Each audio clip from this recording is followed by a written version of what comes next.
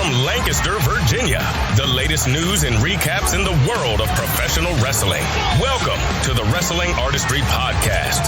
And now, here's your host, Andre Smith.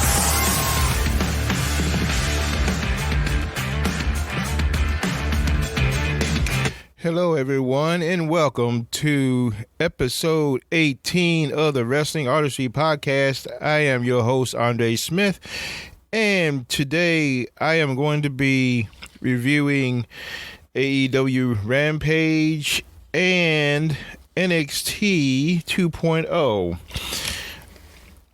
First, I am going to say that, this is also...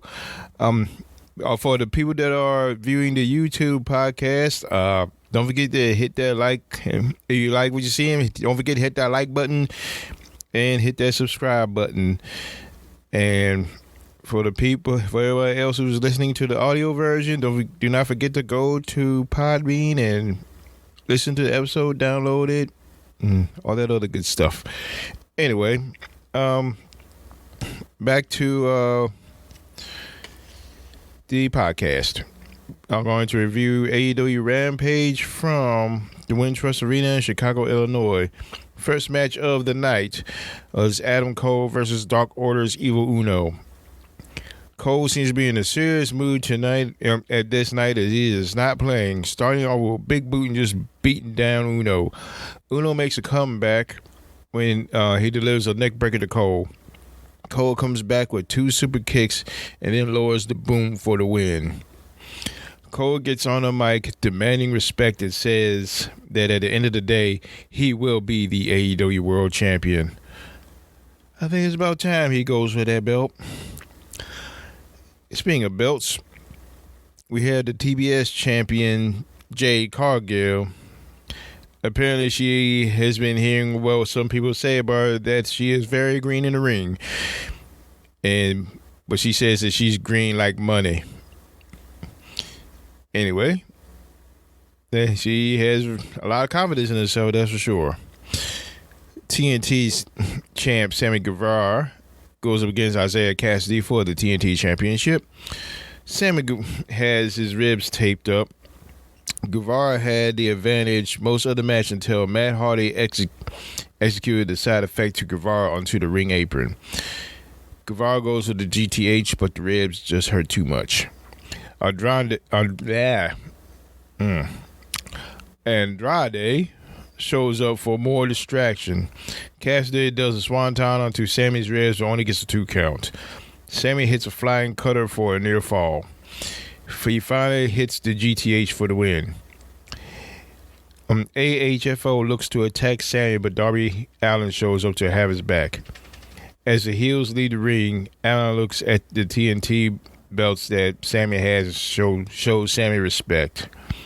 Looking forward to them having another match, because they have real good matches with each other. Chris Statlander gets attacked by Layla Hirsch along with a steel chair. So this feud is far from over. Speaking of feuds, we have Thunder Rosa versus Mercedes Martinez. The action was hot and heavy here. Mercedes delivered an avalanche Death Valley driver for a very near fall. Martinez lays out Rosa with a steel pipe for a disqualification, which ended a very looked like a grudge match between the two. Later on, as Tony Schiavone interviews Martinez, AEW Women's Champ Britt Baker had a problem that Mercedes lost by disqualification. Baker makes it clear that she doesn't want Martinez to lose again, and that if she does what she is told, or else Baker makes sure that Mercedes' time in AEW is shorter than the last place she worked. Ouch. Main event for Rampage. For the FTW Championship, we have Jay Lethal versus the champion Ricky Starks. Lethal was doing his signature suicide dives, but then Hobbs stopped his momentum. Lethal hits lethal combination for a very near fall. Starks hits a Liger bomb for a near fall. And what I thought was an amazing counter to Lethal. Lethal went for the lethal injection, but as he came off the ropes in midair, Ricky Starks countered with the Rochambeau for the win. So Ricky Starks retains and still remains the FTW champion. All right, next up we have WWE NXT from Tuesday night. We have the semifinals of the Dusty Rhodes Classic Tag Team Tournament as the Creed brothers goes up against the Grizzled Young Veterans. Action starts off hot and heavy. The Creed brothers were dominant for the first few minutes, and clearly they were also the crowd favorite here. The veterans, Gibson and Drake, took Brutus Creed's throat. They did like a slingshot maneuver onto the underneath of the ring where the ring apron was and the steel. That looked brutal. And from that point on, Brutus's throat was the focal point of the attack. Later on, Julius tags in and cleans house. At one point, he had Drake in a stretch buffalo submission, but Drake reversed into a guillotine submission. As Julius and Gibson were fighting outside the ring, Drake flies out of the ring with a dive. Julius eats a doomsday device from the veterans, but Julius' foot was on the ropes. Brutus and Gibson go toe-to-toe, but Gibson hits Brutus in the weakened throat. As Brutus had Gibson in the corner, Julius hopped onto his brother's back and executed a superplex. After Brutus leveled Gibson with a clubbing clothesline, he pins Gibson to advance in the tournament finals. The next up, we have Tiffany Stratton versus Wendy Choo. Stratton demands her daddy's credit card, but Choo doesn't have it. After some back and forth action, Stratton hits a corkscrew splash for the pinfall win. Next match, we have Pete Dunne versus Draco Anthony. Before the match, Joe Gacy and Harlan approached Anthony, saying that he doesn't have to do this alone. During the match, Draco was holding his own, but gets too cocky when he tries to stomp onto Dunne's hands. He proceeds to dismember Anthony's arm with all his joint mutilation, where it could be joint mutilation with Pete Dunne, joint manipulation. Draco comes back with a clothesline. Tony D'Angelo tries to hit Dunne with a crowbar, but it backfires. Dunne hits the bitter end on Draco for the pinfall win. Afterwards, Dunne throws a bunch of weapons in the ring and challenges Tony to a weaponized steel cage match. We have Io Shirai looking for a tag team partner for the Women's Dusty Tag Team Classic. The next match, LA Knight versus Sanga. The heavy, the bodyguard, whatever you would call it, for Grayson Waller. Before the match, for some reason, Dakota Kai was looking through the stuff that Wendy Choo bought. Knight tries to knock the big man down, but to no avail. Sanga shrugs off a BFT attempt and drops a big elbow for a near fall. Grayson Waller takes off a turnbuckle pad, distracting the ref, but it backfires on him as Knight causes Sanga to run chest first into the exposed turnbuckle. At the neckbreaker, Knight beats Sanga via pinfall to get the victory. And then later on that night, as in relation to this match, Grayson Waller says he will, at Vengeance Day, which is next week, he will have LA Knight arrested. We'll see how that goes. NXT Championship Summit is next, conducted by Wade Barrett. As NXT, we have Braun Breaker, the NXT champion, in the ring with Santos Escobar. As NXT champ, Braun Breaker and no one contender Santos Escobar go back and forth, Dolph Ziggler comes out, which was a surprise. Ziggler says he works Tuesdays now, and then he ran down his list of accolades, but he never held the NXT title. I guess basically throwing out a challenge. Next, Tommaso Ciampa comes out, gets up in Ziggler's face, and then all hell breaks loose. A brawl broke up between Ciampa and Ziggler.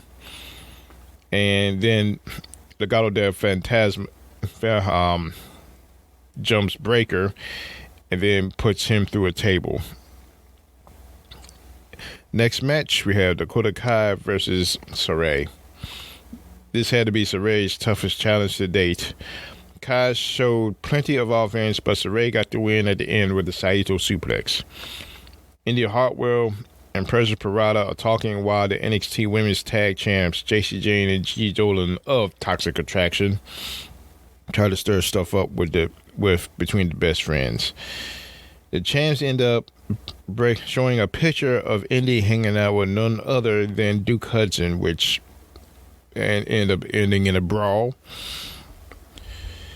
And next up we have the semifinals, the second semifinal match of the Dusted Tag Team Classic between MSK and the underdogs Edris and Nofe and Malik Blade.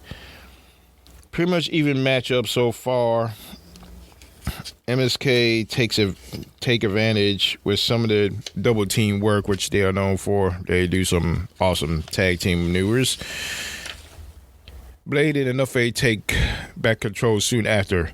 Wesley gets tagged in and the momentum changes. Enofe rolls up lead for a very near fall. MSK hits the spinebuster blockbuster combination to meet the Creed brothers in the finals.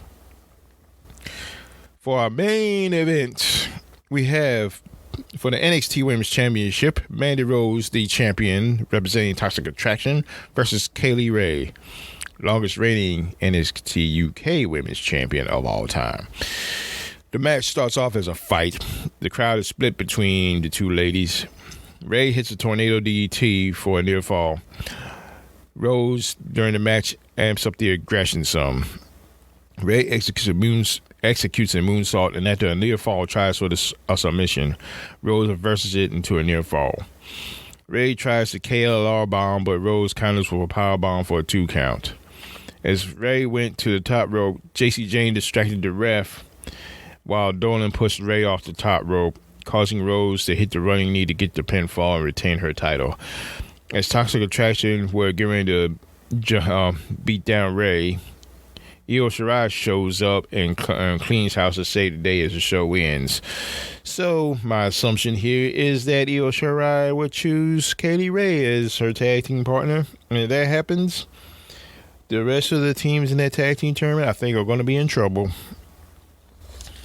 Especially if they coexist. But anyway. I didn't get into much of recent news this time because things have been hectic, but I did manage to dig up some, past wrestling news from yesterday. But I will just name this little section This Week in Wrestling History. This is falling on the day of February the 8th. As I record this was having to be yesterday, like as I said earlier. On this day, and these, by the way, these historical items come courtesy of PW Insider. Shout out to them. On this day in 1917, the World Heavyweight Champion Earl Caddock defeats title claimant Walter Zbyszko in Des Moines, Iowa.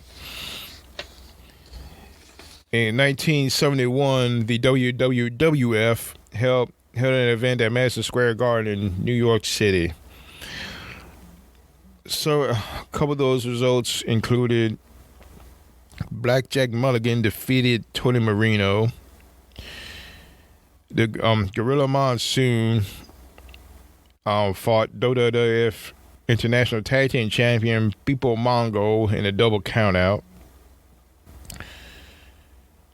Bruno Sammartino defeated the other half of the WWF International Tag Team Champions Jito Mongo by submission with a backbreaker.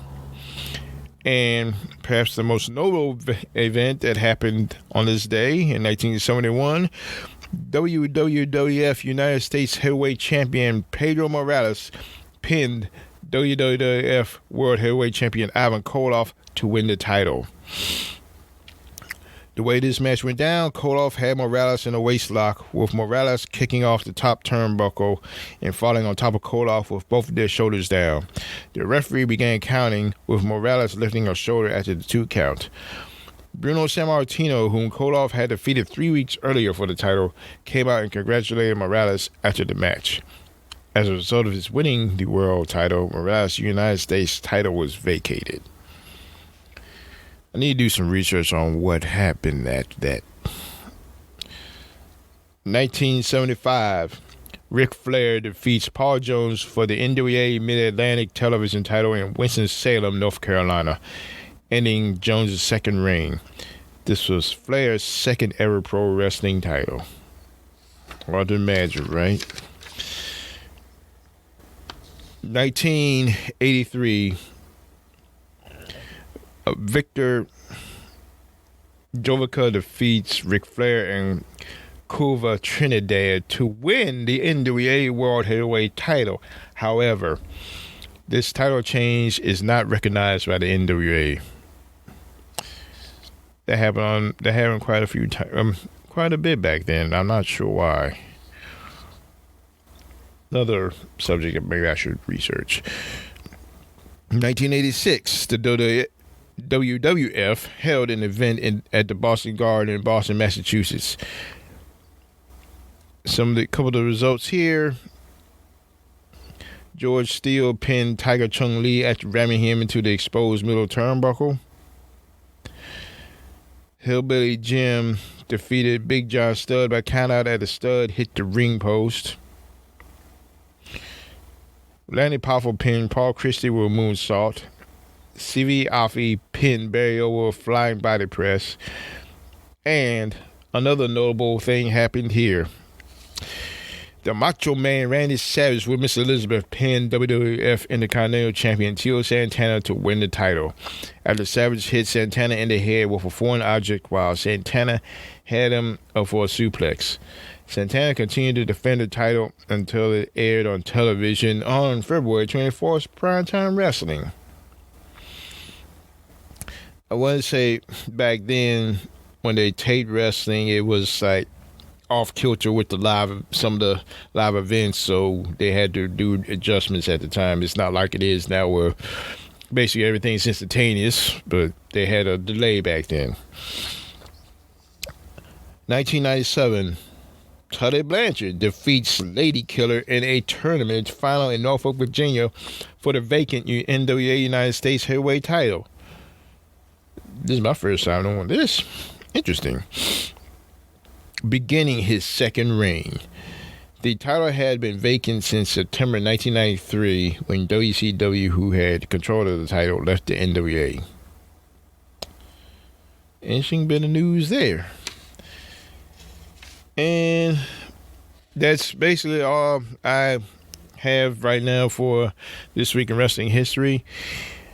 So what y'all gotta say stuff? Should I go ahead and include this every week?